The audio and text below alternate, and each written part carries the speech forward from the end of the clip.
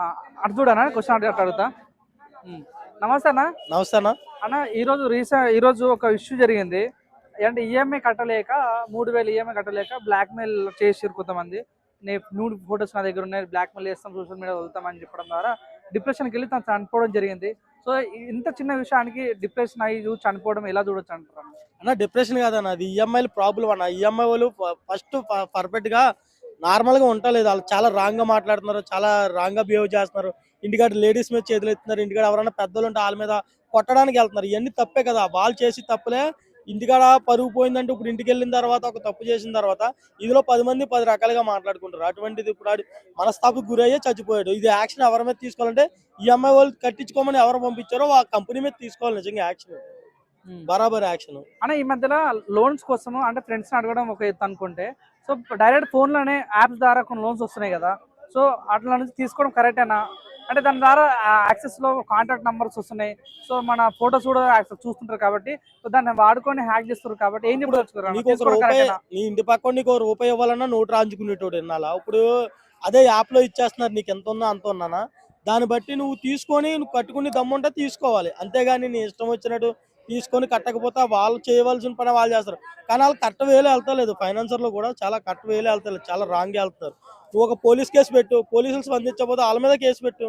ఇప్పుడు ఉన్నాయి కదా చట్టాలన్నీ కూడాను. ఆ చట్టాలన్నీ ఉపయోగించుకో. ఒక లాయర్ దగ్గరికెళ్ళి ఇలా ఇలా ఉంది నా పరిస్థితి, నేను కట్టలేను, ఇప్పుడు ఏం చేయమంటారని ఒక ఐడియా తీసుకొని నీ పెద్దల్ని అడుగు, పోనీ ఏదో ఒకటి అడుగు.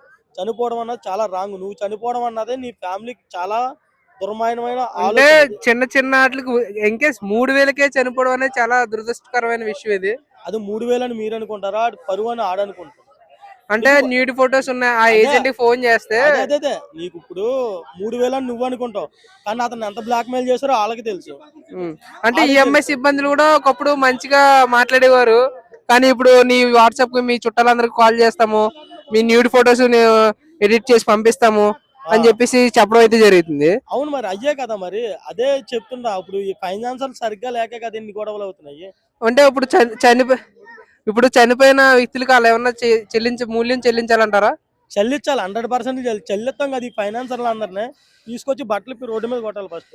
ఎందుకంటే వాళ్ళు ఎలాగంటున్నారో అంటే డబ్బులు సేమ్ ఇచ్చిన పాపానికి ట్రీట్మెంట్ కొట్టాలా ఏంటి? నాకు అర్థం కాదు. డబ్బులు ఇస్తే డబ్బులు ఇచ్చి అడిగి తీసుకునే పొజిషన్ ఉంటది నీది. ఉమ్. నువ్వు రిటర్న్ అడిగి పొజిషన్ ఉంటది, ఆ పొజిషన్ లో అడుగు. అంతేగాని నీ ఇష్టం వచ్చినట్టు మాట్లాడతానంటే ఎట్లా ఉంటది?